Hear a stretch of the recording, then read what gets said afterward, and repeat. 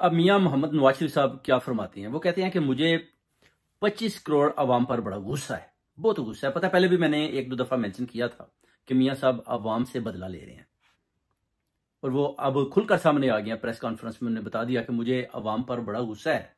वो कहते हैं मैंने आपकी इतनी खिदमत की और आपने मुझे वोट नहीं दिया, और आपने एक शख्स जिसने किसी किस्म की खिदमत नहीं की और वो अडयाला जेल में बंद है, आप उसको वोट दे रहे हैं और मुझे आप पर गुस्सा है। मियां साहब कहते हैं कि मैं अवामी आदमी हूं, मैं अवाम में रहता हूं, मैंने हमेशा आपका साथ दिया, मगर आप मेरा साथ नहीं दिया, आपने मुझे वोट नहीं दिया। मरियम नवाज को आप वोट देने को तैयार नहीं है।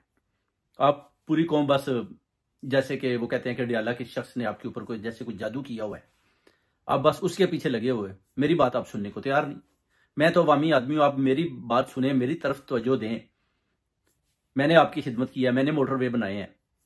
मैं वही मियां नवाज शरीफ हूं जो 3 दफा वजीर आजम बनकर पाकिस्तान में आया। पाकिस्तान पर मैंने पाकिस्तान की खिदमत की, पाकिस्तान की आवाम की कहते हैं मैंने खिदमत की, मगर आप लोग मुझे वोट देने को तैयार नहीं है। इस वजह से वो कहते हैं कि मुझे बार बार गुस्सा आता है आपके ऊपर कि आप अभी भी ठीक हो जाएं और मुझे वोट दें। आप जो अडयाला जेल में शख्स बंद है उसका पीछा छोड़ दें। और ये जो बार बार आप कहते हैं कि खैबर पख्तूनख्वा से लोगों को कि आप चढ़ाई करें पंजाब की तरफ ना आए। आप समझें कि मरियम नवाज पंजाब में बड़ी खिदमत कर रही है और आप उसकी खिदमत को रोकना चाहते हैं। आप खैबर पख्तूनख्वा की आवाम की खिदमत करें। ये अडयाला वाला शख्स जो जेल में बंद है उसको चाहिए कि अपने वजीर आला को बोले कि आवाम की खिदमत करें। आप पंजाब की तरफ क्यों चढ़ाई करते हैं?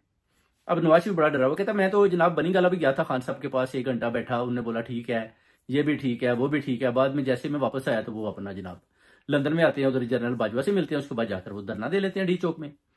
अब हम डी चौक की तरफ जो दोबारा ये बढ़ रहे हैं, तो हम तो जनाब किसी सूरत भी ये बर्दाश्त नहीं करेंगे कि मरियम नवाज की हुकूमत को गिराया जाए, क्योंकि आसफ अली जरदारी भी अंदर से गेमें डाल रहा है, बिलावल भुट्टो भी गेमें डाल रहा है, और चंद जर्नैल भी डाल रहे हैं। मुझे भी बाहर लंदन जाने से रोका जा रहा है, मुझे भी बाहर नहीं जाने देते। और ये हो क्या रहा है? वो कहते हैं कि अब मैं खुलकर सामने आ गया हूं। पहले सारे कहते हैं कि नवाज शरीफ खामोश है, नवाज शरीफ बोल नहीं रहा, नवाज शरीफ किसी किस्म का कोई बयान नहीं देता। मगर अब आप देखें, नवाज शरीफ आए दिन प्रेस कॉन्फ्रेंस, आए दिन नई प्रेस कॉन्फ्रेंस, आए दिन खान साहब के और अब अवाम के खिलाफ जहर उगलना शुरू कर दिया। आए दिन कोई ना कोई ऐसी बात, क्योंकि नवाज शरीफ को पता चल चुका है कि भागने से तो जान नहीं छूटेगी, अगर भागता हूं तो ये भागने भी नहीं देते। तो अब जो है ना, बस खड़ा हो जाए। अब नवाज शरीफ एक किस्म का ना खड़ा हो गया सामने, उसके पास चॉइस नहीं है, भाग में सकता नहीं, तो लड़ाई के बगैर पीछे हो नहीं सकता। तो फिर यह है कि मैं अवाम के सामने खुलकर आ जाता हूँ और खान साहब की भरपूर मुखालफत करता हूँ। तो ये अब सूरत हाल जा रही है, अवाम की जो खिदमत इन्होंने की नहीं, अब ये बार बार चोरियां और डाके डाल रहे हैं, बार बार डाल रहे हैं और मिलकर डाल रहे हैं। और अभी सारी गेम का जो प्री प्लानर वो नवाज शरीफ सारी कौम के सामने आ चुका है। यानी जितना भी ये फॉर्म 47 जितनी भी गेम हुई है, सारा पैसा नवाज शरीफ ने लगाया। और सारी जो रजीम चेंज से लेकर अभी तक जो भी फस्तायत अवाम कौम और माओं बहनों बेटियों बच्चों को उठाकर 9 मई के हवाले से जेलों में डाला गया, इसके पीछे भी नवाज शरीफ और मरियम नवाज का भरपूर किरदार है, जिसमें आसिफ अली जरदारी और बिलावल भुट्टो को भी शामिल किया गया। और ये सारा जो है ना, इन्होंने ये अपना जो डाला है जर्नैलों के ऊपर, कि वह जर्नैल ये कर रहे हैं, बेसिकली ये खुद ही है, ये वीगो डाले इनके ही हैं, यही सारा सिस्टम निजाम कर रहे हैं। जर्नैलों को ये बेसिकली बदनाम कर रहे हैं, और खान साहब के ऊपर 200 केसेस भी इन्होंने बनाए।